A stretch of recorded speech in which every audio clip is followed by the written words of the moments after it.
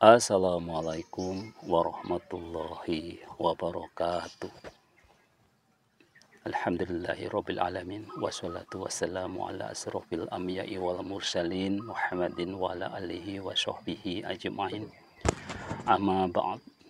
Saudaraku, pembahasan hari-hari ini kita masih terus membahas tentang sedekah ya, sebagai satu amalan yang sangat dianjurkan di bulan Ramadan dan di bulan Syawal sebagai bulan peningkatan ya, bulan ujian untuk bisa mempertahankan ya. Sengaja kita mencoba mengingatkan kembali khususnya kepada saudara-saudaraku semua, khususnya lagi kepada diri saya pribadi ya.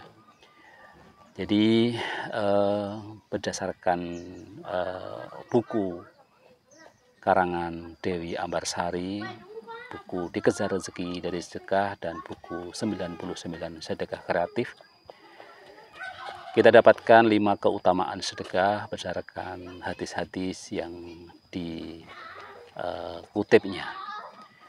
Apa 5 keutamaan sedekah berdasarkan hadis-hadis tadi? Yang pertama adalah mendapat rezeki 700 kali lipat. Keutamaan sedekah yang pertama ialah mendapatkan rezeki yang berlipat ganda, dan ini sesuai dengan sebuah bunyi yang hadis yang berbunyi, barang siapa yang menginfakkan kelebihan hartanya di jalan Allah Subhanahu wa taala, maka Allah akan melipat gandakannya dengan 700 kali lipat. Dan barang siapa yang berinfak untuk dirinya dan keluarganya, atau menjenguk orang sakit, atau menyingkirkan duri, maka mendapatkan kebaikan dengan 10 kali lipatnya. Puasa itu tameng selama ia tidak merusaknya.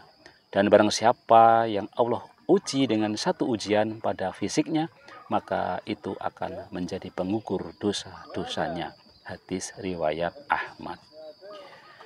Kemudian keutamaan yang kedua berdasarkan hadis-hadis tentang keutamaan sedekah adalah mengobati orang sakit. Rasulullah Shallallahu Alaihi Wasallam bersabda, bentangilah hartamu dengan zakat, obatilah orang-orang sakit dari kalanganmu dengan bersedekah, dan persiapkan doa untuk menghadapi datangnya bencana. Hadis riwayat At-Tabrani.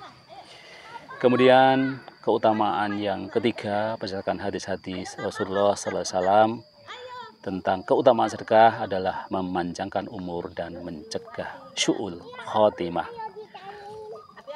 Keutamaan sedekah yang lain adalah memanjangkan umur dan mencegah kematian syu'ul khotimah, sebagaimana sabda Rasulullah Sallallahu Alaihi Wasallam, sesungguhnya sedekah seseorang Islam itu memanjangkan umur dan mencegah daripada mati dalam keadaan konyol.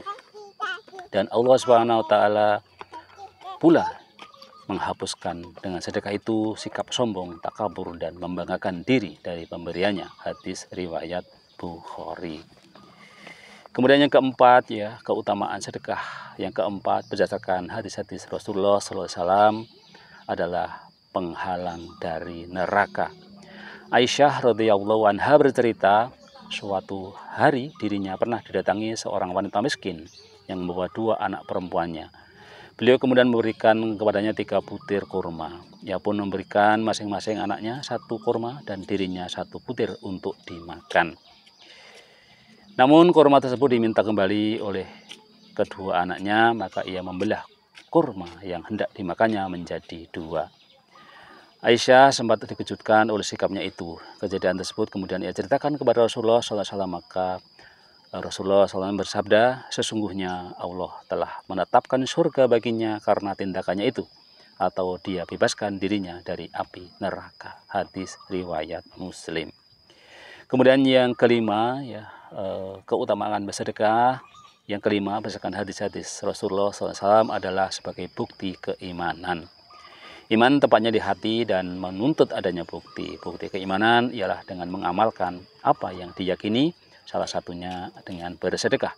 Rasulullah SAW bersabda, sedekah adalah bukti. Hadis riwayat Muslim.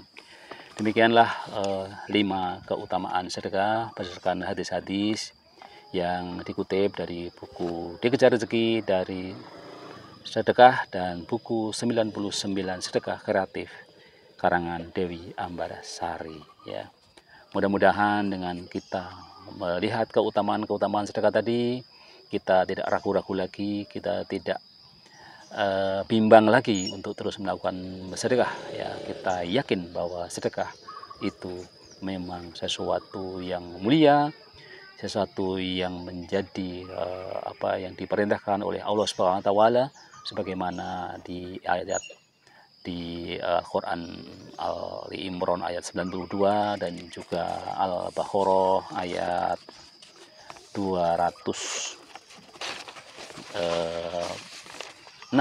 dan 254 ya. Mari kita bersedekah, mulai dari yang sedikit, kita mulai ya dari diri sendiri ya.